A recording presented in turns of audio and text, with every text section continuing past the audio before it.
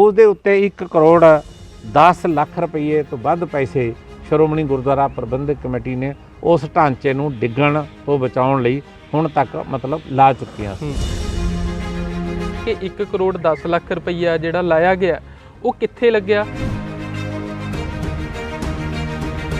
कि श्रोमणी गुरुद्वारा प्रबंधक कमेटी वालों उसकी साम संभाल है जिहड़ी नहीं की जा रही कि संगत नूं हजे भी जे किसी नूं कोई शंका है तो की उन्होंने भी ये आंकड़े वो आप आके आंकड़े देख सकता भी किन्ने क पैसे कित्थे लगे ने किवें लगे ने।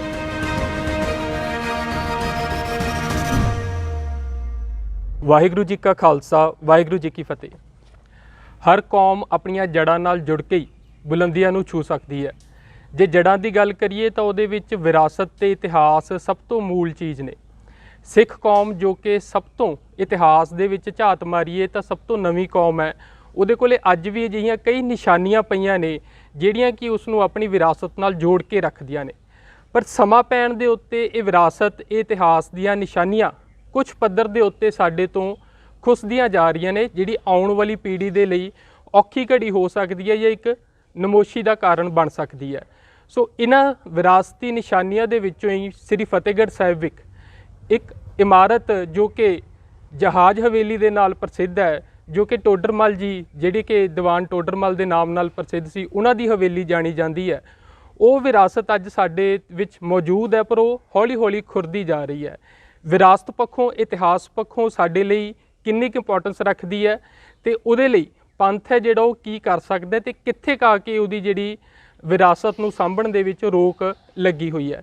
इस बारे चानना अज पाउणगे साडे नाल मौजूद ने श्रोमणी गुरुद्वारा प्रबंधक कमेटी के जनरल सकत्तर जथेदार सरदार करनैल सिंह जी पंजोली जी। जथेदार साहब वाहिगुरू जी का खालसा वाहिगुरू जी का खालसा वाहिगुरू जी की फतेह जी। जथेदार साहब जिवें आपां गल कीती भी विरासत ते इतिहास किसी भी कौम लई बहुत जरूरी हुंदे ने ते इस विरासत ते इतिहास दे विच जे आपां जहाज हवेली की गल करिए तो किन्नी क इंपोर्टेंस अज सिख कौम लई रखदी हैगी।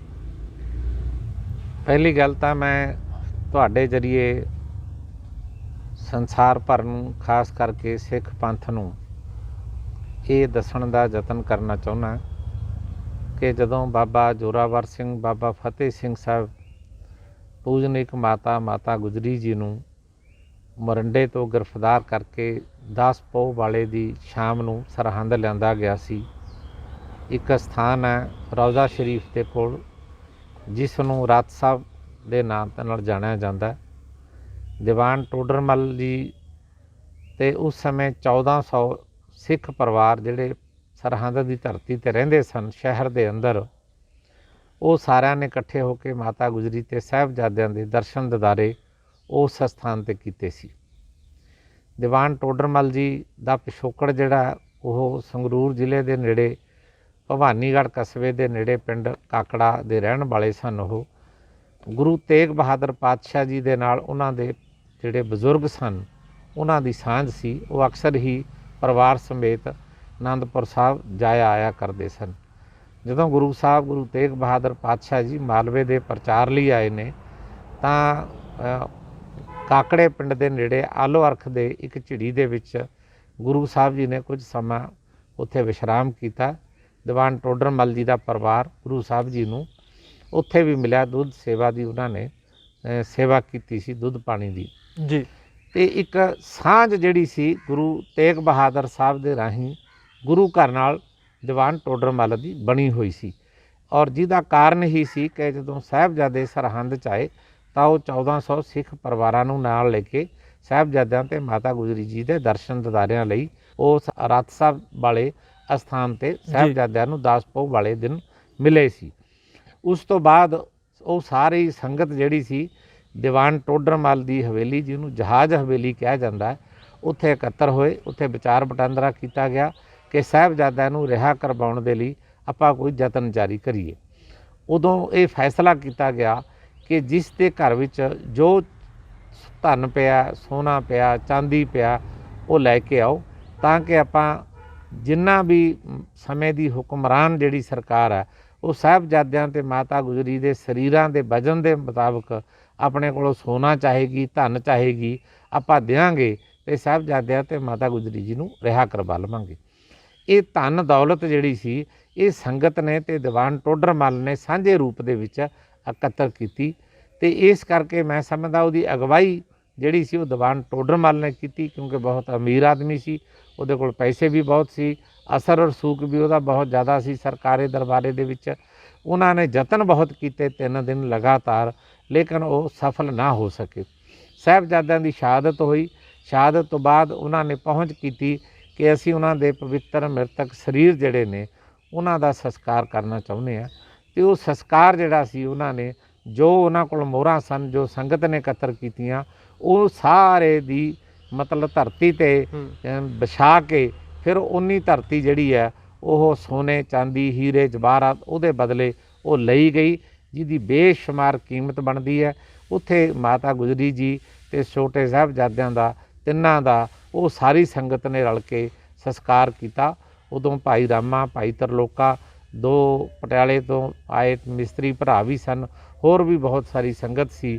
ਮੋਤੀ ਰਾਮ ਮਹਿਰੇ ਦਾ ਪਰਿਵਾਰ ਵੀ ਸੀ, ਦੀਵਾਨ ਟੋਡਰਮੱਲ ਦਾ ਪਰਿਵਾਰ ਵੀ ਸੀ, ਅਤੇ 1400 ਸਿੱਖ ਜਿਹੜੇ ਪਰਿਵਾਰ ਰਹਿੰਦੇ ਸੀ ਉਹਨਾਂ ਸਮੇਤ ਕੁਝ ਇਨਸਾਫ ਪਸੰਦ ਹਿੰਦੂ ਮੁਸਲਮਾਨ ਉਹਨਾਂ ਨੇ ਵੀ ਸਾਹਿਬਜ਼ਾਦਿਆਂ ਦੇ ਸਰਕਾਰ ਵਿੱਚ ਸ਼ਮੂਲੀਅਤ ਕੀਤੀ ਹੈ।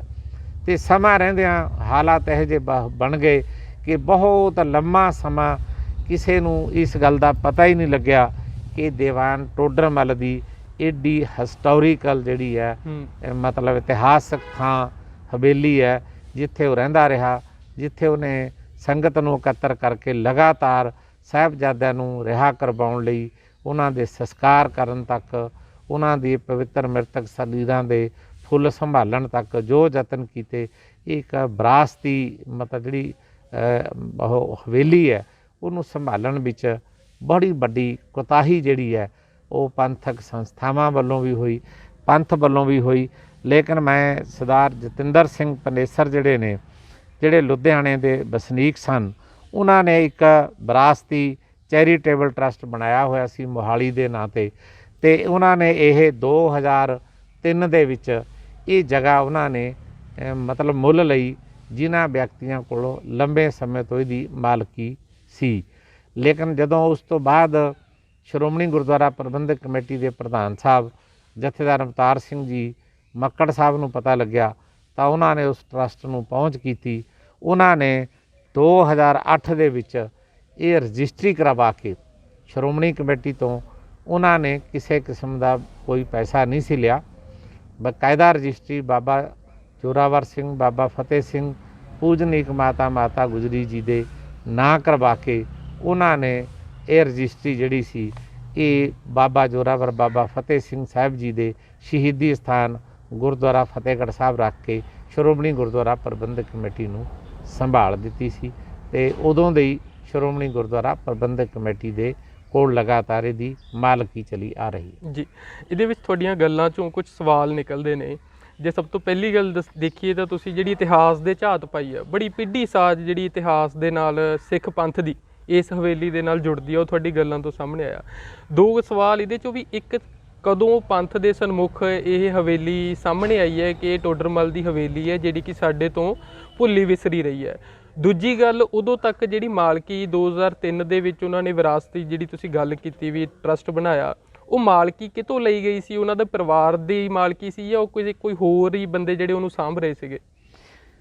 ਦੇਖੋ, ਅਸਲ ਵਿੱਚ ਨਾ ਮਤਲਬ ਇੱਕ ਹਿਸਟਰੀ ਦੇ ਵਿੱਚ, ਇਤਿਹਾਸ ਦੇ ਵਿੱਚ ਇੱਕ ਗੱਲ ਅਕਸਰ ਆਉਂਦੀ ਸੀ, ਜਹਾਜ਼ ਹਵੇਲੀ ਜੀ, ਦੀਵਾਨ ਟੋਡਰਮੱਲ ਦੀ ਜਹਾਜ਼ ਹਵੇਲੀ। ਇਹ ਇਤਿਹਾਸ ਵਿੱਚ ਜ਼ਿਕਰ ਆਉਂਦਾ ਸੀ। ਉਹ ਕਿਸੇ ਨੂੰ ਪਤਾ ਨਹੀਂ ਸੀ ਲੱਗਦਾ ਕਿ ਉਹ ਜਹਾਜ਼ ਹਵੇਲੀ ਹੈ ਕਿੱਥੇ, ਕਿ ਉਹਦੀ ਮਾਲਕੀ ਕਿਹਦੇ ਕੋਲ ਹੈ, ਉਹ ਜਗ੍ਹਾ ਕਿਹੜੀ ਹੈ। ਇਹ ਵਿਅਕਤੀ ਜਿਹੜਾ ਜਤਿੰਦਰ ਸਿੰਘ ਪਨੇਸਰ ਹੈ, ਇਹਨੇ ਹਰਨਾਮ ਨਗਰ ਦੇ ਕੁਝ ਬੰਦੇ ਸੀ, ਉਹਨਾਂ ਬੰਦਿਆਂ ਕੋਲ ਇਹਦੀ ਮਾਲਕੀ ਸੀ। ਉਹ ਆਲੇ ਦੁਆਲੇ ਜ਼ਮੀਨ ਜਾਇਦਾਦ ਵਾਹੁੰਦੇ ਸੀ, ਇਹ ਖੰਡਰਾਤ ਦੇ ਰੂਪ ਦੇ ਵਿੱਚ ਪਈ ਸੀ। ਉਹ ਬੰਦੇ ਨੇ ਹਿਸਟਰੀ ਪੜ੍ਹੀ ਹੋਈ ਸੀ।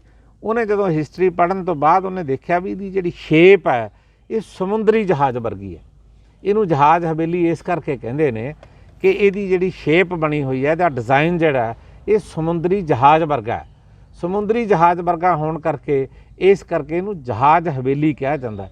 ਇਹ ਜਹਾਜ਼ ਹਵੇਲੀ ਦਾ ਜ਼ਿਕਰ ਤਾਂ ਆਉਂਦਾ ਰਿਹਾ, ਲੇਕਿਨ ਕਿੱਥੇ ਹੈ ਮਤਲਬ ਮਾਲਕੀ ਕਿਹਦੇ ਕੋਲ ਸੀ, ਇਹ ਕਿਸੇ ਨੂੰ ਪਤਾ ਨਹੀਂ ਥਾ। ਸਰਦਾਰ ਜਤਿੰਦਰ ਸਿੰਘ ਉਹਨਾਂ ਨੇ ਯਤਨ ਕੀਤੇ, ਉਹਨਾਂ ਨੂੰ ਜਦੋਂ ਮਤਲਬ ਉਹਨਾਂ ਨੇ ਸਾਰਾ ਕੁਝ ਦੇਖਿਆ ਵੀ ਇਤਿਹਾਸ ਦੇ ਅੰਦਰ ਜਹਾਜ਼ ਹਵੇਲੀ, ਫਿਰ ਉਹਨੇ ਇਹਨੂੰ ਇੱਕ ਮਤਲਬ ਕੰਪਿਊਟਰ ਦੇ ਉੱਤੇ ਆਪਣਾ ਆਰਜੀ ਇੱਕ ਨਕਸ਼ਾ ਬਾਹ ਕੇ ਬਣਾ ਕੇ ਉਹਨੇ ਦੇਖਿਆ ਵੀ ਜੇ ਇਹਨੂੰ ਪੂਰੀ ਤਰ੍ਹਾਂ ਬਣਾਵਾਂਗੇ ਤਾਂ ਇਹ ਕਿਸ ਤਰ੍ਹਾਂ ਦੀ ਬਣੇਗੀ। ਉਹਨੇ ਡਿਜ਼ਾਈਨ ਕੀਤਾ, ਡਿਜ਼ਾਈਨ ਕਰਕੇ ਉਹਨੇ ਆਪਣੇ ਦਫ਼ਤਰ ਵਿੱਚ ਲਾ ਕੇ ਰੱਖਿਆ। ਇੱਕ ਤਸਵੀਰ ਬੜੀ ਵੱਡੀ, ਹੁਣ ਉਹ ਪਤਾ ਨਹੀਂ ਉਹਨਾਂ ਕੋਲ ਹੈਗੀ ਕਿ ਨਹੀਂ ਹੈਗੀ। ਉਹਦੇ ਤੋਂ ਫਿਰ ਉਹ ਪਤਾ ਲੱਗਦਾ ਸੀ ਵੀ ਅਸਲੀ ਹਵੇਲੀ ਦੀਵਾਨ ਟੋਡਰਮੱਲ ਦੀ ਇਹੀ ਹੈ, ਜਹਾਜ਼ ਹਵੇਲੀ। ਉਹਨੇ 2003 ਵਿੱਚ ਹਰਨਾਮ ਨਗਰ ਦੇ ਜਿਹੜੇ ਬੰਦੇ ਸੀ ਉਹਨਾਂ ਤੋਂ ਉਹਨੇ ਖਰੀਦੀ ਸੀ ਜੀ। ਇਹ 2 ਕਨਾਲ 17 ਮਰਲੇ ਜਗ੍ਹਾ ਸੀ ਜਿਹੜੀ ਉਹਨੇ ਖਰੀਦ ਕੇ ਉਹਨੇ ਆਪਣੇ ਕੋਲ ਰੱਖ ਲਈ। ਉਹਦੀ ਇੱਛਾ ਸੀ ਕਿ ਮੈਂ ਇਹਦੀ ਮਤਲਬ ਜਿਸ ਤਰ੍ਹਾਂ ਦੀ ਇਹ ਪੁਰਾਣੀ ਬਣੀ ਵੀ ਹੋਣੀ ਹੈ ਮੈਂ ਉੱਦਾਂ ਦੀ ਬਣਾਊਂਗਾ ਜੀ।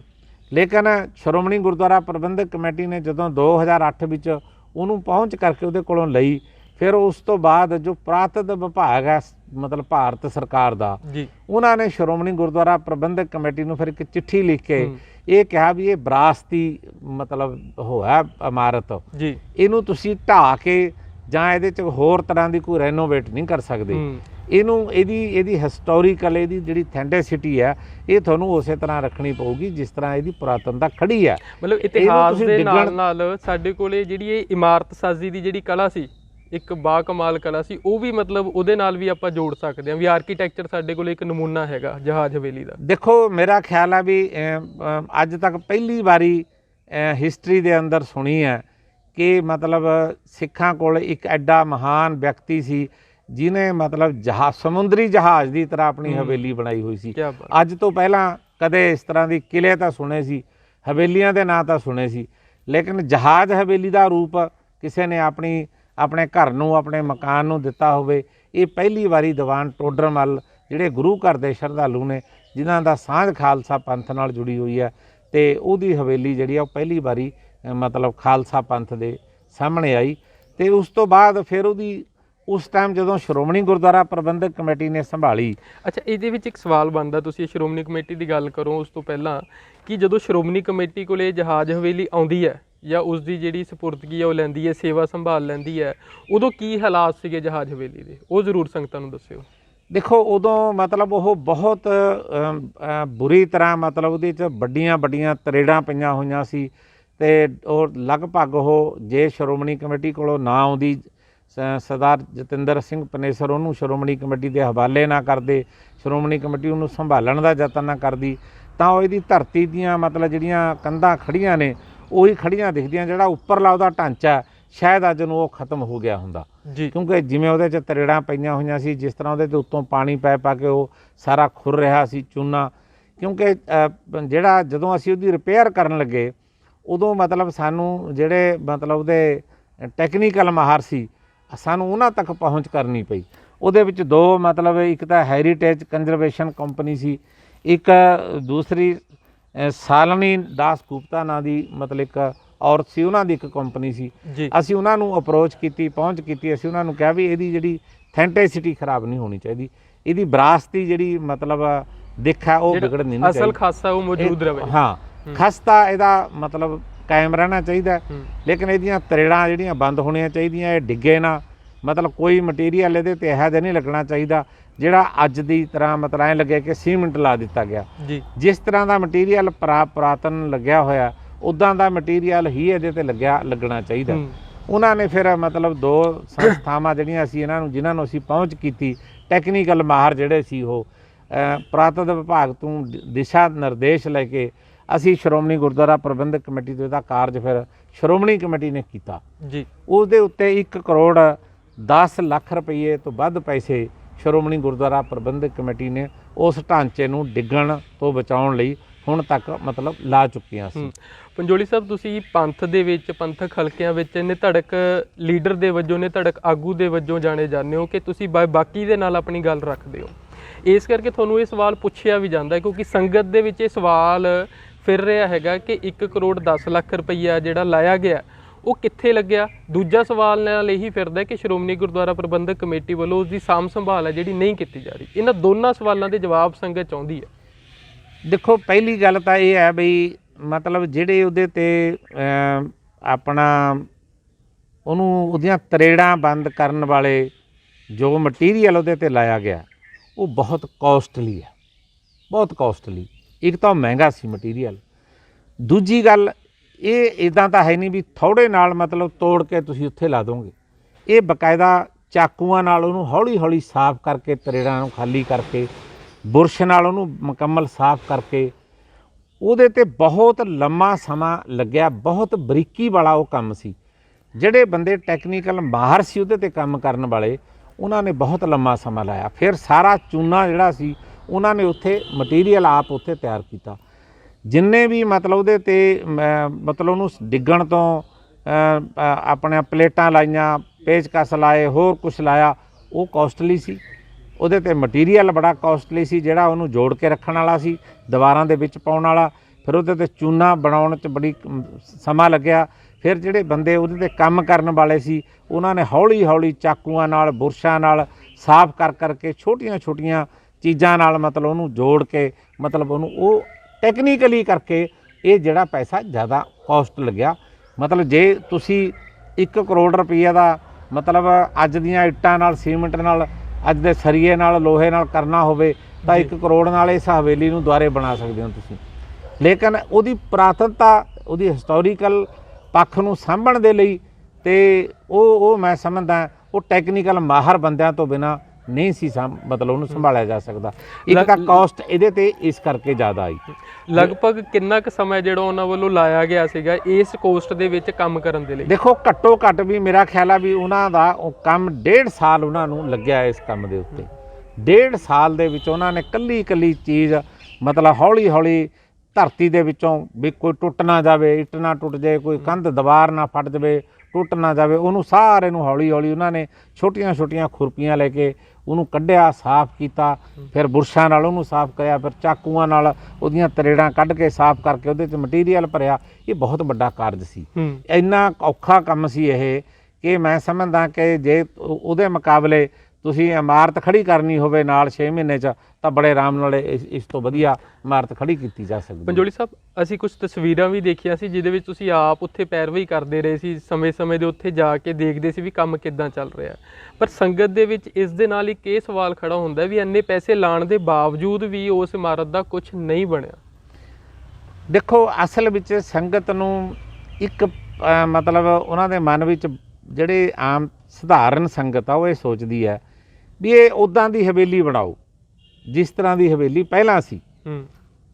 ਜਿਹੜਾ ਪੁਰਾਤਨ ਵਿਭਾਗ ਆ ਉੱਦਾਂ ਬਣਾਉਣ ਦੀ ਆਗਿਆ ਨਹੀਂ ਦੇ ਸਕਦਾ, ਕਿਉਂਕਿ ਜੇ ਉੱਦਾਂ ਦੀ ਹਵੇਲੀ ਬਣਾਵਾਂਗੇ ਫਿਰ ਤਾਂ ਸਾਰੀ ਹਵੇਲੀ ਨੂੰ ਢਾਹ ਕੇ ਨਵੀਂ ਹਵੇਲੀ ਬਣਾਉਣ ਲਈ ਸ਼੍ਰੋਮਣੀ ਗੁਰਦੁਆਰਾ ਪ੍ਰਬੰਧਕ ਕਮੇਟੀ ਨੂੰ ਜੇ ਕਰੋੜ ਰੁਪਈਆ ਕਿ 2 ਕਰੋੜ ਰੁਪਈਏ ਲਾਉਣੇ ਪੈਣ ਤਾਂ ਅਸੀਂ ਉਹਨੂੰ ਮਤਲਬ 1 ਸਾਲ ਦੇ ਅੰਦਰ ਅੰਦਰ ਬਣਾ ਸਕਦੇ ਹਾਂ। ਪੁਰਾਤਨ ਵਿਭਾਗ ਵੱਲੋਂ ਕਿਹੜੀਆਂ ਪਾਬੰਦੀਆਂ ਤੁਹਾਡੇ ਤੇ ਲਾਈਆਂ ਗਈਆਂ ਨੇ ਜਿਹੜੀਆਂ ਹਵੇਲੀ ਦਾ ਸੇਵਾ ਮੁਕੰਮਲ ਨਹੀਂ ਹੋ ਰਹੀ? ਪੁਰਾਤਨ ਵਿਭਾਗ ਦੀ ਡਾਇਰੈਕਸ਼ਨ ਇਹ ਹੈ ਕਿ ਤੁਸੀਂ ਇਹਦੀ ਅਥੈਂਟਿਸਿਟੀ ਨਹੀਂ ਛੇੜਨੀ। ਇਹ ਜਿਸ ਤਰ੍ਹਾਂ ਖੜੀ ਹੈ ਇਹਨੂੰ ਇੱਦਾਂ ਹੀ ਸੰਭਾਲਣਾ ਹੈ। ਇਹਦੇ 'ਚ ਤੁਸੀਂ ਕੋਈ ਨਵੀਂ ਚੀਜ਼ ਨਹੀਂ ਕਰ ਸਕਦੇ ਆਪਣੀ ਮਰਜ਼ੀ ਨਾਲ। ਜੇ ਤੁਸੀਂ ਕੁਛ ਨਵਾਂ ਕਰਨਾ ਉਹ ਸਾਨੂੰ ਪਹਿਲਾਂ ਦਿਓ ਵੀ ਤੁਸੀਂ ਆਹ ਕਰਨਾ ਚਾਹੁੰਦੇ ਹੋ, ਅਤੇ ਫਿਰ ਅਸੀਂ ਉਹਦਾ ਤੁਹਾਨੂੰ ਮਤਲਬ ਆਗਿਆ ਦੇਵਾਂਗੇ ਕਿ ਇਹ ਕੀਤਾ ਜਾ ਸਕਦਾ ਕਿ ਨਹੀਂ ਕੀਤਾ ਜਾ ਸਕਦਾ। ਅਸੀਂ ਪੁਰਾਤਨ ਵਿਭਾਗ ਨੂੰ ਬਾਰ-ਬਾਰ ਜਦੋਂ ਇਸ ਗੱਲ ਲਈ ਚਿੱਠੀਆਂ ਲਿਖੀਆਂ ਤਾਂ ਉਹਨਾਂ ਨੇ ਆਪਣੀਆਂ ਟੀਮਾਂ ਬਾਰ-ਬਾਰ ਭੇਜੀਆਂ ਨੇ। ਇਹਦੇ ਬਾਵਜੂਦ ਪੁਰਾਤਨ ਵਿਭਾਗ ਦੇ ਨਾਲ ਇੱਕ ਬੰਦਾ ਹੋਰ ਹੈ ਜਿਹੜਾ ਮਤਲਬ ਉੱਥੇ ਉਹਦਾ ਨਾਂ ਹੈ HC ਅਰੋੜਾ। ਉਹ ਹਿਊਮਨ ਰਾਈਟਸ 'ਤੇ ਕੰਮ ਕਰਦਾ ਬੰਦਾ। ਉਹਨੇ ਪੰਜਾਬ ਹਰਿਆਣਾ ਹਾਈ ਕੋਰਟ ਦੇ ਵਿੱਚ ਇਹਦੇ ਦਰਮਿਆਨ ਜਦੋਂ ਪੁਰਾਤਨ ਵਿਭਾਗ ਨਾਲ ਸਾਡਾ ਡਾਇਲਾਗ ਚੱਲਦਾ ਸੀ ਉਹਨੇ ਇੱਕ ਕੇਸ ਪਾ ਦਿੱਤਾ ਹਾਈ ਕੋਰਟ ਦੇ ਵਿੱਚ ਜੀ। ਪਹਿਲਾਂ ਤਾਂ ਪੁਰਾਤਨ ਵਿਭਾਗ ਨੇ ਰੋਕ ਲਾਤੀ ਵੀ ਤੁਸੀਂ, ਕਿਉਂਕਿ ਅਸੀਂ ਫਰੰਟ ਦੇ ਉੱਤੇ 2 ਕਮਰੇ ਬਣਾਤੇ ਸੀ, ਇੱਕ ਡਿਊਟੀ ਬਣਾਉਣਾ ਚਾਹੁੰਦੇ ਸੀ ਅਤੇ ਇੱਕ ਨਾਲ ਅਸੀਂ ਮਤਲਬ ਆਲੇ ਦੁਆਲੇ 4 ਦੀਵਾਰੀ ਬਣਾਈ। ਪੁਰਾਤਨ ਵਿਭਾਗ ਨੇ ਕਿਹਾ ਵੀ ਤੁਸੀਂ 4 ਦੀਵਾਰੀ ਨਹੀਂ ਬਣਾ ਸਕਦੇ, ਤੁਸੀਂ ਡਿਊਟੀ ਨਹੀਂ ਬਣਾ ਸਕਦੇ, ਤੁਸੀਂ ਜਿਹੜੇ ਕਮਰੇ ਬਣਾਏ ਨੇ ਗਲਤ ਬਣਾਏ ਨੇ, ਰੋਕੋ। ਉਹਨਾਂ ਨੇ ਕੰਮ ਰੋਕਤਾ ਜੋ ਅਸੀਂ ਕਰ ਰਹੇ ਸੀ। ਉਹਨਾਂ ਨੇ ਕਿਹਾ ਵੀ ਤੁਸੀਂ ਪਹਿਲਾਂ ਸਾਨੂੰ ਦੱਸੋ, ਨਕਸ਼ਾ ਬਣਾ ਕੇ ਦਿਓ ਅਤੇ ਤੁਸੀਂ ਕਰਨਾ ਕੀ ਚਾਹੁੰਦੇ ਹੋ। ਅਸੀਂ ਉਹਨਾਂ ਕੋਲ ਗਿਆ, ਮੈਂ ਆਪ ਗਿਆ, ਮੈਂ ਉਹਨਾਂ ਨੂੰ ਕਿਹਾ ਜੀ ਤੁਸੀਂ ਆਪਣੀ ਇੱਕ ਟੀਮ ਭੇਜ ਦਿਓ, ਸਾਨੂੰ ਉਹ ਡਾਇਰੈਕਸ਼ਨ ਦੇ ਦੇਵੇ ਵੀ ਅਸੀਂ ਕਿੱਥੇ ਕਿੱਥੇ ਕੀ ਕੁਛ ਕਰ ਸਕਦੇ ਹਾਂ, ਜਾਂ ਅਸੀਂ ਤੁਹਾਨੂੰ ਪ੍ਰੋਪੋਜ਼ਲ ਦੇ ਦਿੰਦੇ ਹਾਂ, ਸਾਨੂੰ ਤੁਸੀਂ ਉਹਦੀ ਆਗਿਆ ਦੇ ਦਿਓ। ਇਹ ਗੱਲ ਹਾਲੇ ਸਾਡੀ ਚੱਲਦੀ ਸੀ। ਇਹਦੇ ਦਰਮਿਆਨ ਹੀ HC ਅਰੋੜਾ ਨਾਂ ਦੇ ਇੱਕ ਵਕੀਲ ਨੇ ਪੰਜਾਬ ਹਰਿਆਣਾ ਹਾਈ ਕੋਰਟ ਵਿੱਚ ਇੱਕ ਪਟੀਸ਼ਨ ਪਾ ਦਿੱਤੀ। ਉਹਨੇ ਕਿਹਾ ਜੀ ਸ਼੍ਰੋਮਣੀ ਗੁਰਦੁਆਰਾ ਪ੍ਰਬੰਧਕ ਕਮੇਟੀ ਇਹਦਾ ਰੂਪ ਵਿਗਾੜਨਾ ਚਾਹੁੰਦੀ ਹੈ, ਇਸ ਕਰਕੇ ਇਹਦੇ 'ਤੇ ਰੋਕ ਲਾਈ ਜਾਵੇ। ਉਹਨਾਂ ਨੇ ਸਟੇਟਸ ਕੋ ਕਰਤਾ। ਹੁਣ ਉਹ ਸਟੇਟਸ ਕੋ ਪਿਆ ਜੀ ਹਾਈ ਕੋਰਟ ਦੇ ਵਿੱਚ। ਉਸੇ ਤਰ੍ਹਾਂ ਅਸੀਂ ਹਾਈ ਕੋਰਟ ਨੂੰ ਕਿਹਾ, ਉਹਦੀ ਪੇਸ਼ੀ ਜਿਹੜੀ ਹੈ ਉਹ ਮਈ ਦੇ ਵਿੱਚ ਉਹਦੀ ਪੇਸ਼ੀ ਹੈ ਹਾਈ ਕੋਰਟ ਦੀ। ਅਸੀਂ ਹਾਈ ਕੋਰਟ ਨੂੰ ਆਪਣੇ ਵੱਲੋਂ ਸ਼੍ਰੋਮਣੀ ਕਮੇਟੀ ਵੱਲੋਂ ਜਵਾਬ ਦਾਵਾ ਦਿੱਤਾ ਕਿ ਸਾਨੂੰ ਪੁਰਾਤਨ ਵਿਭਾਗ ਡਾਇਰੈਕਟ ਕਰ ਦੇਵੇ, ਸਾਨੂੰ ਹਾਈ ਕੋਰਟ ਡਾਇਰੈਕਸ਼ਨ ਦੇ ਦੇਵੇ। ਜਿਸ ਤਰ੍ਹਾਂ ਦੀ ਡਾਇਰੈਕਸ਼ਨ ਹਾਈ ਕੋਰਟ ਦੇਵੇਗਾ, ਪੁਰਾਤਨ ਵਿਭਾਗ ਦੇਵੇਗਾ, ਅਸੀਂ ਉਸ ਤਰ੍ਹਾਂ ਇਸ ਹਵੇਲੀ ਦੇ ਉੱਤੇ ਕੰਮ ਕਰਨ ਲਈ ਤਿਆਰ ਹਾਂ। ਅਸੀਂ ਕਿਸੇ ਵੀ ਤਰ੍ਹਾਂ ਇਹਦੀ ਹਿਸਟੋਰੀਕਲ ਦਿੱਖ ਜਿਹੜੀ ਹੈ ਉਹਨੂੰ ਖਤਮ ਕਰਨ ਦੇ ਹੱਕ 'ਚ ਨਹੀਂ ਹੈਗੇ। ਅਸੀਂ ਇਹਨੂੰ ITG 'ਤੇ ਰੱਖਣਾ ਚਾਹੁੰਦੇ ਹਾਂ ਇਸ ਤਰੀਕੇ। ਹੁਣ ਸਾਨੂੰ ਮਤਲਬ ਇੱਕ ਬਹੁਤ ਸਾਰੀਆਂ ਸੰਸਥਾਵਾਂ ਨੇ ਜਿਹੜੀਆਂ ਸੰਸਥਾਵਾਂ ਕਹਿੰਦੀਆਂ ਵੀ ਚਾਹੇ ਕਰੋੜ ਰੁਪਈਆ ਲੱਗਦਾ, ਚਾਹੇ 2 ਕਰੋੜ ਲੱਗਦਾ, ਜਿੰਨੇ ਪੈਸੇ ਲੱਗਦੇ ਨੇ ਸਾਤੋਂ ਲਓ, ਅਸੀਂ ਸੇਵਾ ਕਰਨ ਲਈ ਤਿਆਰ ਹਾਂ, ਪਰ ਤੁਸੀਂ ਇਸ ਹਵੇਲੀ ਨੂੰ ਸੰਭਾਲੋ। ਸੰਗਤਾਂ ਵੱਲੋਂ ਪੈਸਾ ਦੇਣ ਵਿੱਚ ਕੋਈ ਹਿਚਕਚਾਹਟ ਨਹੀਂ ਹੈਗੀ। ਇੱਕ ਆਪਣੇ ਇੱਥੋਂ MLA ਬਣੇ ਨੇ ਮੁੰਡਾ ਇਹਨਾਂ ਦੇ ਆਮ ਆਦਮੀ ਪਾਰਟੀ ਦਾ, ਇੱਥੋਂ ਅਮਰਗੜ੍ਹ ਤੋਂ, ਮੈਂ ਉਹਦਾ ਜਸਵੰਤ ਸਿੰਘ ਗੱਜਣ ਮਾਜਰਾ ਜੀ, ਉਹਨੇ ਮੈਨੂੰ ਆਪ ਅਪਰੋਚ ਕੀਤੀ ਵੀ ਜੇ 1 ਕਰੋੜ ਲੱਗਦਾ ਮੈਂ 1 ਕਰੋੜ ਦੇਣ ਲਈ ਤਿਆਰ ਹਾਂ, ਜੇ 2 ਕਰੋੜ ਲੱਗਦਾ ਮੈਂ 2 ਕਰੋੜ ਦੇਣ ਲਈ ਤਿਆਰ ਹਾਂ। ਜਿੰਨੇ ਪੈਸੇ ਲੱਗਦੇ ਨੇ ਮੇਰਾ ਜ਼ਿਕਰ ਨਹੀਂ ਕਰਨਾ, ਮੇਰਾ ਨਾਂ ਨਹੀਂ ਲੈਣਾ, ਤੁਸੀਂ ਇਹਦੇ 'ਤੇ ਲਾਓ ਤੇ ਮੈਂ ਪੇਮੈਂਟ ਮੈਂ ਕਰੂੰਗਾ। ਕੰਮ ਆਪਣਾ ਸ਼੍ਰੋਮਣੀ ਕਮੇਟੀ ਟੈਕਨੀਕਲ ਮਾਹਰ ਜੀ ਤੋਂ ਮਰਜ਼ੀ ਕਰਾਵੇ। ਫਿਰ ਉਸ ਤੋਂ ਬਾਅਦ ਇੱਕ ਬਲਵੀਰ ਸਿੰਘ ਪ੍ਰਧਾਨ ਨੇ ਗੁਰਦੁਆਰਾ ਮਸਤੂਆਣਾ ਸਿੱਖ ਟੈਂਪਲ ਜੂਬਾ ਸਿਟੀ, ਉਹਨਾਂ ਨੇ ਸ਼੍ਰੋਮਣੀ ਕਮੇਟੀ ਨੂੰ ਅਪਰੋਚ ਕੀਤੀ। ਉਹ ਸੰਸਥਾ ਨੇ, ਉਹਨਾਂ ਨੇ ਪੰਜਾਬ ਦੇ ਮੁੱਖ ਮੰਤਰੀ ਨੂੰ ਵੀ ਪਹੁੰਚ ਕੀਤੀ ਵੀ ਤੁਸੀਂ ਇਹਨੂੰ ਮਤਲਬ ਅਰੋੜੇ ਨੂੰ ਕਹੋ ਵੀ ਇਹ ਆਪਣੀ ਸਟੇ ਵਕੇਟ ਕਰੇ, ਅਸੀਂ ਕੰਮ ਕਰਨ ਲਈ ਤਿਆਰ ਹਾਂ। ਸ਼੍ਰੋਮਣੀ ਕਮੇਟੀ ਨੇ ਇਸ ਸੰਸਥਾ ਨੂੰ ਸੇਵਾ ਦੇ ਦਿੱਤੀ ਹੈ ਜੀ। ਹੁਣ ਇਹਦੀ ਸੇਵਾ ਅਸੀਂ ਉਦਣੇ ਸ਼ੁਰੂ ਕਰ ਸਕਦੇ ਹਾਂ ਜਿੱਦਣ ਮਤਲਬ ਹਾਈ ਕੋਰਟ ਦੇ ਵਿੱਚੋਂ ਇਹ ਸਟੇ ਵਕੇਟ ਹੋ ਜਾਏ, ਸਟੇਟਸ ਕੋ ਖਤਮ ਹੋ ਜਾਏ, ਤੇ ਅਸੀਂ ਪੁਰਾਤਨ ਵਿਭਾਗ ਦੀਆਂ ਸ਼ਰਤਾਂ 'ਤੇ ਕੰਮ ਕਰਨ ਲਈ ਤਿਆਰ ਹਾਂ। ਸੰਗਤ ਕੋਲ ਪੈਸਾ ਹੈ, ਸੰਗਤ ਪੈਸਾ ਦੇਣ ਲਈ ਤਿਆਰ ਹੈ। ਮਤਲਬ ਸੰਗਤ ਕੋਲ ਜਿੱਥੇ ਇਹ ਸਵਾਲ ਹੈ ਕਿ ਉਸ ਹਵੇਲੀ ਦਾ ਕੀ ਬਣਿਆ, ਉੱਥੇ ਲਾਏ ਪੈਸਿਆਂ ਦਾ ਕੀ ਬਣਿਆ, ਉੱਥੇ ਨਾਲ ਸੰਗਤ ਹੋਰ ਪੈਸਾ ਦੇਣ ਲਈ ਵੀ ਤਿਆਰ ਹੈ। ਮੈਂ ਕਹਿੰਦਾ ਜੀ ਇਸ ਗੱਲ ਦੇ ਵਿੱਚ ਕੋਈ ਹਿਚਕਚਾਹਟ ਨਹੀਂ। ਮਾਇਆ ਦੇਣ ਵਾਲੇ ਪੱਖ ਦੇ ਵਿੱਚੋਂ ਸੰਗਤ ਦੇ ਮਨਾਂ ਵਿੱਚ ਕੋਈ, ਸੰਗਤ ਇਹ ਕਹਿੰਦੀ ਹੈ ਵੀ ਜਿਸ ਮਹਾਨ ਵਿਅਕਤੀ ਨੇ ਕਲਗੀਧਰ ਦਸ਼ਮੇਸ਼ ਪਿਤਾ ਗੁਰੂ ਗੋਬਿੰਦ ਸਿੰਘ ਸਾਹਿਬ ਪਾਤਸ਼ਾਹ ਜੀ ਦੀ ਪੂਜਨੀਕ ਮਾਤਾ, ਉਹਦੇ ਨਿੱਕੇ ਨਿੱਕੇ ਬਾਲ ਜਿਹੜੇ ਸਨ, ਉਹਦੇ ਸਪੁੱਤਰ ਜਿਹੜੇ ਸਨ, ਉਹਦੇ ਲਖਤੇ ਜਿਗਰ ਜਿਹੜੇ ਸਨ, ਉਹਨਾਂ ਨੂੰ ਛਡਾਉਣ ਲਈ ਯਤਨ ਕੀਤਾ। ਉਹਨਾਂ ਦੇ ਪਵਿੱਤਰ ਸਰੀਰਾਂ ਦੇ ਸੰਸਕਾਰ ਕਰਨ ਲਈ ਜਗ੍ਹਾ ਲਈ ਐਡੇ ਮਹਾਨ ਮਨੁੱਖ ਦੀ ਜਿਹੜੀ ਹਵੇਲੀ ਆ ਉਹ ਕਾਇਮ ਰਹਿਣੀ ਚਾਹੀਦੀ ਹੈ ਜੀ। ਪਰ ਇਹ ਗੱਲ ਵੀ ਮਤਲਬ ਮੈਂ ਤੁਹਾਡੇ ਜ਼ਰੀਏ ਸੰਗਤ ਨੂੰ ਦੱਸਣਾ ਚਾਹੁੰਦਾ ਕਿ ਸ਼੍ਰੋਮਣੀ ਗੁਰਦੁਆਰਾ ਪ੍ਰਬੰਧਕ ਕਮੇਟੀ ਕੋਲ ਜਿਉਂ-ਜਿਉਂ ਸਾਧਨ ਸੀ, ਜਿਹੋ ਜਿਹਾ ਸਮਾਂ ਸੀ, ਪਹਿਲਾਂ ਸ਼੍ਰੀ ਦਰਬਾਰ ਸਾਹਿਬ ਜਿੱਥੇ ਅੱਜ ਮਤਲਬ ਸਾਹਿਬਜ਼ਾਦਿਆਂ ਨੂੰ ਜਿਉਂਦੇ ਜੀ ਸ਼ਹੀਦ ਕੀਤਾ, ਚਿਣ ਦਿੱਤਾ ਗਿਆ ਸੀ, ਉਹ ਸਾਰੀਆਂ ਪ੍ਰਕਰਮਾਂ ਦੇ ਵਿੱਚ 4 ਗੇਟ ਬਣੇ ਹੋਏ ਨੇ। ਇੱਕ ਗੇਟ ਹੈ ਮੋਤੀ ਰਾਮ ਮਹਿਰੇ ਦੀ ਯਾਦ ਵਿੱਚ, ਇੱਕ ਗੇਟ ਬਣਿਆ ਹੋਇਆ ਦੀਵਾਨ ਟੋਡਰਮਲ ਦੀ ਯਾਦ ਵਿੱਚ, ਇੱਕ ਗੇਟ ਬਣਿਆ ਬਾਬਾ ਬੰਦਾ ਸਿੰਘ ਬਹਾਦਰ ਦੀ ਯਾਦ ਵਿੱਚ, ਇੱਕ ਗੇਟ ਬਣਿਆ ਹੋਇਆ ਸ਼ੇਰ ਮੁਹੰਮਦ ਖਾਂ ਮਲੇਰਕੋਟਲੇ ਦੀ ਯਾਦ ਵਿੱਚ। ਇਹ 4 ਗੇਟ ਜਿੱਥੇ ਸਾਹਿਬਜ਼ਾਦੇ ਚਿਣੇ ਗਏ ਨੇ ਉਸ ਬਿਲਕੁਲ ਇਹ ਪ੍ਰਕਰਮਾਂ ਦੇ ਵਿੱਚ ਨੇ। ਇਹ ਟੌੜਾ ਸਾਹਿਬ ਨੇ ਬਣਾਏ ਸੀ ਬਹੁਤ ਦੇਰ ਪਹਿਲਾਂ। ਫਿਰ ਟੌੜਾ ਸਾਹਿਬ ਨੇ ਸੰਤ ਬਾਬਾ ਹਰਬੰਸ ਸਿੰਘ ਜੀ ਉਹਨਾਂ ਵੱਲੋਂ ਕਾਰ ਸੇਵਾ ਕਰਵਾ ਕੇ ਗੁਰਦੁਆਰਾ ਸਾਹਿਬ ਦੇ ਬੈਕ ਸਾਈਡ ਦੇ ਉੱਤੇ ਇੱਕ ਬੜਾ ਵੱਡਾ ਹਾਲ ਬਣਾਇਆ, ਜਿਹਦਾ ਨਾਮ ਦੀਵਾਨ ਟੋਡਰਮਲ ਹਾਲ ਬਣਾਇਆ ਹੋਇਆ। ਬਹੁਤ ਵੱਡਾ, ਐਡਾ ਵੱਡਾ ਹਾਲ ਏਸ਼ੀਆ ਦੇ ਵਿੱਚ ਕਿਤੇ ਨਜ਼ਰ ਨਹੀਂ ਪੈਂਦਾ। ਫਿਰ ਹੁਣ ਇੱਕ ਨਵੀਂ ਸਰਾਂ ਜਿਹੜੀ ਹੈ, ਜਿਹੜੀ ਪਹਿਲਾਂ ਮਾਤਾ ਗੁਜਰੀ ਕਾਲਜ ਦਾ ਇੱਕ ਹੋਸਟਲ ਸੀ, ਉਹ ਬਣ ਰਿਹਾ ਸੀ, ਲੇਕਿਨ ਉਹਨਾਂ ਨੇ ਮੁਕੰਮਲ ਨਾ ਕੀਤਾ। ਉਹਨੂੰ ਹੁਣ ਸ਼੍ਰੋਮਣੀ ਗੁਰਦੁਆਰਾ ਪ੍ਰਬੰਧਕ ਕਮੇਟੀ ਸਰਾਂ ਦੇ ਰੂਪ ਦੇ ਵਿੱਚ ਖੜਾ ਕਰ ਰਹੀ ਹੈ। ਮੌਜੂਦਾ ਪ੍ਰਧਾਨ ਭਾਈ ਹਰਜਿੰਦਰ ਸਿੰਘ ਧਾਮੀ ਸਾਹਿਬ ਨੇ ਉਚੇਚੇ ਤੌਰ 'ਤੇ ਕਿਹਾ ਕਿ ਇਸ ਦਾ ਨਾਂ ਵੀ ਦੀਵਾਨ ਟੋਡਰਮਲ ਮਤਲਬ ਜਿਹੜੀ ਸਰਾਂ ਜਿਹੜੀ ਹੈ ਉਹਦਾ ਨਾਂ ਰੱਖਿਆ ਜਾਏਗਾ, ਕਿਉਂਕਿ ਉਸੇ ਰਸਤੇ ਉੱਤੇ ਹਵੇਲੀ ਪੈਂਦੀ ਹੈ, ਉਸੇ ਰਸਤੇ ਉੱਤੇ ਦੀਵਾਨ ਟੋਡਰਮਲ ਜੀ ਦੇ ਨਾਂ 'ਤੇ ਅਸੀਂ ਨਵੀਂ ਉਹ ਸਰਾਂ ਬਣਾ ਰਹੇ ਹਾਂ। ਜਦੋਂ ਨੂੰ ਉਹ ਸੜਕ ਜਾਂਦੀ ਹੈ ਉਹ ਤੋਂ ਪਹਿਲਾਂ ਇੱਕ ਗੇਟ ਬਣਾਵਾਂਗੇ, ਉਹ ਗੇਟ ਦੇ ਉੱਤੇ ਬਕਾਇਦਾ ਲਿਖਾਂਗੇ ਦੀਵਾਨ ਟੋਡਰਮਲ ਸਰਾਂ ਅਤੇ ਦੀਵਾਨ ਟੋਡਰਮਲ ਦੀ ਹਵੇਲੀ। ਇਹ ਯਾਦਗਾਰਾਂ ਨਾਲ ਇਹ ਨਹੀਂ ਹੈ ਕਿ ਸ਼੍ਰੋਮਣੀ ਗੁਰਦੁਆਰਾ ਪ੍ਰਬੰਧਕ ਕਮੇਟੀ ਦੀਵਾਨ ਟੋਡਰਮਲ ਦੀਆਂ ਯਾਦਗਾਰਾਂ ਪਹਿਲਾਂ ਨਹੀਂ ਬਣਾਈਆਂ, ਹਵੇਲੀ ਤੋਂ ਸੰਭਾਲਣ ਤੋਂ ਬਿਨਾਂ ਜਾਂ ਪਹਿਲਾਂ ਨਹੀਂ ਬਣਾਈਆਂ, ਉਹ ਪਹਿਲਾਂ ਵੀ ਬਣੀਆਂ ਹੋਈਆਂ ਨੇ ਆਲਰੇਡੀ, ਜਿਨ੍ਹਾਂ ਦਾ ਜ਼ਿਕਰ ਮੈਂ ਆਪ ਜੀ ਨਾਲ ਸਾਂਝਾ ਕੀਤਾ। ਤੁਹਾਡੇ ਤੋਂ ਇਹ ਉਮੀਦ ਸੀ ਕਿ ਤੁਸੀਂ ਸੰਗਤ ਦੇ ਜਿਹੜੇ ਸ਼ੰਕੇ ਨੇ ਉਹ ਦੂਰ ਕਰ ਸਕਦੇ ਹੋ ਤੇ ਤੁਸੀਂ ਕਿਤੇ ਵੀ ਨੇ, ਕਿਉਂਕਿ ਸੰਗਤ ਦੇ ਵਿੱਚ ਇੱਕ ਖਲਾਅ ਪੈਦਾ ਹੋ ਜਾਂਦਾ ਹੈ ਸ਼ੰਕਿਆਂ ਦੇ ਨਾਲ, ਤੇ ਉਹਨੂੰ ਫੁੱਲਫਿਲ ਨਹੀਂ ਕੀਤਾ ਜਾਂਦਾ ਸਾਡੇ ਵੱਲੋਂ। ਇਸ ਕਰਕੇ ਉਹ ਸ਼ੰਕਾ ਵੱਧਦਾ ਉਹ ਅਸਲੀਅਤ ਹੀ ਬਣ ਜਾਂਦਾ।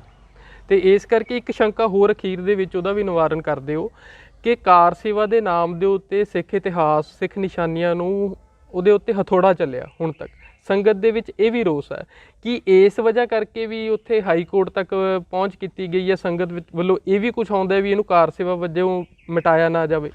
ਦੇਖੋ, ਕਾਰ ਸੇਵਾ ਵਾਲੇ ਮਹਾਂਪੁਰਸ਼ਾਂ ਨੇ ਸਾਨੂੰ ਅਪਰੋਚ ਕੀਤਾ ਸੀ ਵੀ ਇਹਦੀ ਸੇਵਾ ਸਾਨੂੰ ਦਿੱਤੀ ਜਾਵੇ, ਪਰ ਉਹਨਾਂ ਨੇ ਨਾਲ ਇਹ ਵੀ ਕਿਹਾ ਸੀ ਕਿ ਅਸੀਂ ਕੰਮ ਨਹੀਂ ਕਰਾਂਗੇ, ਅਸੀਂ ਤੁਹਾਨੂੰ ਮਟੀਰੀਅਲ ਦੇਵਾਂਗੇ, ਕੰਮ ਟੈਕਨੀਕਲ ਰੂਪ ਦੇ ਵਿੱਚ ਤੁਸੀਂ ਜਿਹੜੀ ਸੰਸਥਾ ਤੋਂ ਕਰਾਉਣਾ ਚਾਹੁੰਦੇ ਹੋ ਉਹਦੇ ਤੋਂ ਕਰਵਾਓ, ਸਾਨੂੰ ਇਹਦੇ 'ਤੇ ਕੋਈ ਇਤਰਾਜ਼ ਨਹੀਂ ਹੈ। ਸੰਗਤ ਜਿਹੜੀ ਹੈ ਉਹਨਾਂ ਦੇ ਮਨਾਂ ਵਿੱਚ ਜਾਂ ਬਹੁਤ ਸਾਰੇ ਲੋਕਾਂ ਦੇ ਮਨਾਂ ਵਿੱਚ ਇਹ ਸ਼ੰਕਾ ਹੈਗਾ, ਜਿਹੜਾ ਅਰੋੜੇ ਨੇ ਵੀ ਇਸੇ ਭਾਵਨਾ ਨਾਲ ਪੰਜਾਬ ਹਰਿਆਣਾ ਹਾਈ ਕੋਰਟ ਦੇ ਵਿੱਚ ਪਾਇਆ ਕਿ ਜੀ ਸ਼੍ਰੋਮਣੀ ਗੁਰਦੁਆਰਾ ਪ੍ਰਬੰਧਕ ਕਮੇਟੀ ਕਾਰ ਸੇਵਾ ਦੇ ਰਾਹੀਂ ਇਹਦੀ ਜਿਹੜਾ ਹਿਸਟੋਰੀਕਲ ਪੱਖ ਹੈ ਉਹਨੂੰ ਤਬਾਹ ਕਰ ਦਿੰਦੀ ਹੈ।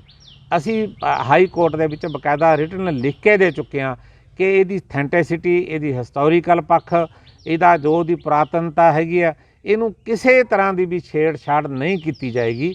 ਕੇਵਲ ਇਹਨੂੰ ਡਿੱਗਣ ਤੋਂ ਬਚਾਉਣ ਲਈ ਸਾਡਾ ਮਕਸਦ ਹੈ ਵੀ ਇਹ ਡਿੱਗੇ ਨਾ, ਇਹ ਤਬਾਹ ਨਾ ਹੋਵੇ। ਜਿਸ ਤਰ੍ਹਾਂ ਇਹ ਖੜੀ ਹੈ ਇਹ ਉਨੀ ਕੇ ਖੜੀ ਰਹੇ। ਹੁਣ ਅੱਗੇ ਉਹਨੂੰ ਕਰਨਾ ਕਿਵੇਂ ਆ, ਕਿਉਂਕਿ ਹੁਣ ਉਹ ਮਤਲਬ ਨਵੀਂ ਤਾਂ ਬਣਾਈ ਨਹੀਂ ਜਾ ਸਕਦੀ।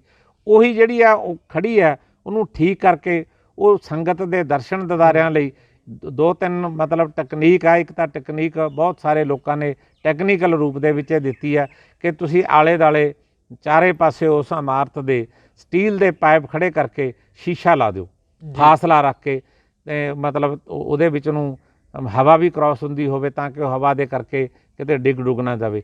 ਉਹ ਟੈਕਨੀਕਲ ਮਹਾਰਾਜ ਜਿਸ ਤਰ੍ਹਾਂ ਸਾਨੂੰ ਗਾਈਡ ਕਰਨਗੇ ਅਸੀਂ ਉਸ ਤਰ੍ਹਾਂ ਕਰਾਂਗੇ। ਪਰ ਸੰਗਤ 'ਤੇ ਭਰੋਸਾ ਕਰੇ, ਵਿਸ਼ਵਾਸ ਕਰੇ ਕਿ ਸ਼੍ਰੋਮਣੀ ਗੁਰਦੁਆਰਾ ਪ੍ਰਬੰਧਕ ਕਮੇਟੀ ਕਿਸੇ ਇੱਕ ਵਿਅਕਤੀ, ਧੜੇ, ਸੰਸਥਾ ਦੀ ਮਾਲਕੀਅਤ ਨਹੀਂ ਹੈ।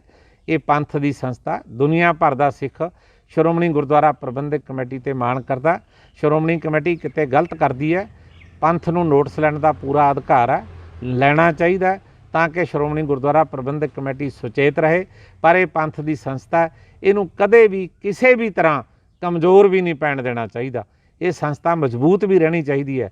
ਇਹਦੇ ਕਾਰਜ ਜਿਹੜੇ ਨੇ ਉਹ ਖਾਲਸਾ ਪੰਥ ਦੀ ਅੱਡਰੀ, ਆਜ਼ਾਦ ਅਤੇ ਨਿਆਰੀ ਹਸਤੀ ਕਿਵੇਂ ਕਾਇਮ ਰਹਿ ਸਕਦੀ ਹੈ, ਇਸ ਪਾਸੇ ਵੀ ਸਾਡਾ ਧਿਆਨ ਜਾਂਦੇ ਰਹਿਣਾ ਚਾਹੀਦਾ। ਅਤੇ ਮੈਂ ਸਮੁੱਚੀ ਸੰਗਤ ਨੂੰ ਇਹ ਭਰੋਸਾ ਦੇਣਾ ਚਾਹੁੰਦਾ ਕਿ ਦੀਵਾਨ ਟੋਡਰਮੱਲ ਜੀ ਦੀ ਸੇਵਾ, ਉਹਨਾਂ ਦੀ ਕੁਰਬਾਨੀ, ਇਤਿਹਾਸ ਵਿੱਚ ਜੋ ਕੁਝ ਉਹਨਾਂ ਨੇ ਕੀਤਾ ਉਹਨੂੰ ਸਾਹਮਣੇ ਰੱਖ ਕੇ ਸ਼੍ਰੋਮਣੀ ਗੁਰਦੁਆਰਾ ਪ੍ਰਬੰਧਕ ਕਮੇਟੀ ਇਸ ਹਵੇਲੀ ਨੂੰ ਉਸੇ ਤਰ੍ਹਾਂ ਸੰਭਾਲਣ ਵਿੱਚ ਪੂਰੀ ਤਰ੍ਹਾਂ ਤਤਪਰ ਹੈ।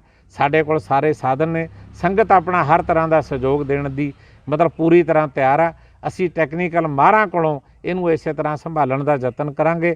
ਜਿਸ ਦਿਨ ਪੰਜਾਬ ਹਰਿਆਣਾ ਹਾਈ ਕੋਰਟ ਦੇ ਵਿੱਚੋਂ ਸਟੇ ਵਕੇਟ ਹੋ ਗਈ ਉਸ ਤੋਂ ਬਾਅਦ ਅਸੀਂ ਫੌਰੀ ਇਹਦਾ ਕਾਰਜ ਆਰੰਭ ਕਰ ਦੇਵਾਂਗੇ। ਸੰਗਤ ਵਿਸ਼ਵਾਸ ਕਰੇ।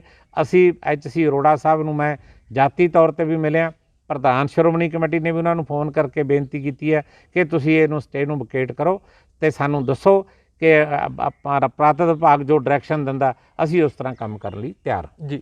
ਤੁਹਾਡੇ ਸ਼ੰਕੇ ਨੇ ਜਿਹੜੇ ਸੰਗਤ ਦੇ ਉਹ ਤੁਸੀਂ ਸਾਰਿਆਂ ਦਾ ਨਿਵਾਰਨ ਕੀਤਾ, ਪਰ ਫਿਰ ਵੀ ਇੱਕ ਅਖੀਰਲੇ ਮੈਂ ਪੁੱਛਣਾ ਚਾਹੁੰਦਾ ਕਿ ਸੰਗਤ ਨੂੰ ਹਜੇ ਵੀ ਜੇ ਕਿਸੇ ਨੂੰ ਕੋਈ ਸ਼ੰਕਾ ਹੈ ਤਾਂ ਕੀ ਉਹਨੂੰ ਵੀ ਇਹ ਅੰਕੜੇ ਉਹ ਆਪ ਆ ਕੇ ਅੰਕੜੇ ਦੇਖ ਸਕਦਾ ਵੀ ਕਿੰਨੇ ਕੁ ਪੈਸੇ ਕਿੱਥੇ ਲੱਗੇ ਨੇ, ਕਿਵੇਂ ਲੱਗੇ ਨੇ? ਮੈਂ ਸਮੁੱਚੀ ਸਾਧ ਸੰਗਤ ਨੂੰ ਹੱਥ ਜੋੜ ਕੇ ਨਿਮਰਤਾ ਸਹਿਤ ਬੇਨਤੀ ਕਰਨੀ ਚਾਹੁੰਦਾ, ਸ਼੍ਰੋਮਣੀ ਗੁਰਦੁਆਰਾ ਪ੍ਰਬੰਧਕ ਕਮੇਟੀ ਦੀ ਹਰ ਚੀਜ਼ ਦੀ ਮਲਕੀਅਤ ਖਾਲਸਾ ਪੰਥ ਦੀ ਹੈ। ਸ਼੍ਰੋਮਣੀ ਗੁਰਦੁਆਰਾ ਪ੍ਰਬੰਧਕ ਕਮੇਟੀ ਦਾ ਮੌਜੂਦਾ ਪ੍ਰਬੰਧ ਜਿਹੜਾ ਭਾਵੇਂ ਮੈਂਬਰ ਸਾਹਿਬਾਨ ਨੇ, ਸੈਕਟਰੀ ਸਾਹਿਬਾਨ ਨੇ, ਕਸਟੋਡੀਅਨ ਨੇ, ਮਾਲਕੀ ਗੁਰੂ ਖਾਲਸਾ ਪੰਥ ਦੀ ਹੈ। ਪੰਥ ਜਦੋਂ ਚਾਹੇ ਫਤਿਹਗੜ੍ਹ ਸਾਹਿਬ ਦੀ ਧਰਤੀ 'ਤੇ ਆਵੇ, ਦਾਸ ਨੂੰ ਮਿਲੇ, ਮੈਨੇਜਰ ਸਾਹਿਬ ਨੂੰ ਮਿਲੇ, ਉਹ ਚੈੱਕ ਕਰੇ ਕਿੰਨੇ ਪੈਸੇ ਕਿੱਥੇ ਕਿੱਥੇ ਲੱਗੇ ਨੇ। ਅਸੀਂ ਉਹ ਸਾਰਾ ਵੇਰਵਾ ਸੰਗਤ ਨੂੰ ਦੱਸਣ ਲਈ ਤਿਆਰ ਹਾਂ। ਸੰਗਤ ਜਦੋਂ ਵੀ ਸਾਨੂੰ ਸੱਦੇਗੀ ਹਵੇਲੀ ਕੋਲ ਜਾ ਕੇ ਅਸੀਂ ਉੱਥੇ ਜਾ ਕੇ ਉਹਨਾਂ ਨੂੰ ਕਨਵਿੰਸ ਕਰਵਾਉਣ ਲਈ ਤਿਆਰ ਹਾਂ ਕਿੱਥੇ ਕਿੱਥੇ ਕੀ ਕੁਛ ਬਣਾਇਆ ਜਾ ਸਕਦਾ, ਕੀ ਬਣਾਉਣ ਦੀ ਮਨਸਾ ਹੈਗੀ, ਕਿੰਨੇ ਪੈਸੇ ਹੁਣ ਤੱਕ ਸੰਭਾਲਣ 'ਤੇ ਲੱਗੇ ਨੇ। ਅਸੀਂ ਸਾਰਾ ਕੁਝ ਸੰਗਤ ਦੇ ਹਵਾਲੇ ਕਰਨ ਲਈ ਬਿਲਕੁਲ ਤਿਆਰ ਹਾਂ ਕਿਉਂਕਿ ਅਸੀਂ ਮਾਲਕ ਨਹੀਂ ਹਾਂ, ਅਸੀਂ ਕਸਟੋਡੀਅਨ ਹਾਂ ਤੇ ਮਾਲਕ ਹੀ ਖਾਲਸਾ ਗੁਰੂ ਖਾਲਸਾ ਪੰਥ ਦੀ। ਜੀ, ਸੋ ਅਸੀਂ ਇਸੇ ਆਸ ਦੇ ਉੱਤੇ ਕਿ ਇਸ ਇਮਾਰਤ ਨੂੰ, ਜਹਾਜੀ ਹਵੇਲੀ ਨੂੰ ਜਲਦੀ ਸ਼੍ਰੋਮਣੀ ਗੁਰਦੁਆਰਾ ਪ੍ਰਬੰਧਕ ਕਮੇਟੀ ਵੱਲੋਂ ਸੇਵਾ ਕਰਕੇ ਇਸ ਅਦਭੁਤ ਜਿਹੜੀ ਇਤਿਹਾਸਕ ਇਮਾਰਤ ਹੈ ਸੰਗਤ ਦੇ ਸਾਹਮਣੇ ਉਸ ਨੂੰ ਪੇਸ਼ ਕੀਤਾ ਜਾਏਗਾ। ਇਸੇ ਆਸ ਦੇ ਉੱਤੇ ਜਥੇਦਾਰ ਕਰਨੈਲ ਸਿੰਘ ਪੰਜੋਲੀ ਜੀ ਤੋਂ ਅਸੀਂ ਆਗਿਆ ਲੈਂਦੇ ਹਾਂ ਤੇ ਤੁਹਾਨੂੰ ਵੀ ਫਤਿਹ ਬੁਲਾਉਂਦੇ ਹਾਂ। ਵਾਹਿਗੁਰੂ ਜੀ ਕਾ ਖਾਲਸਾ, ਵਾਹਿਗੁਰੂ ਜੀ ਕਾ ਖਾਲਸਾ, ਵਾਹਿਗੁਰੂ ਜੀ ਕੀ ਫਤਿਹ।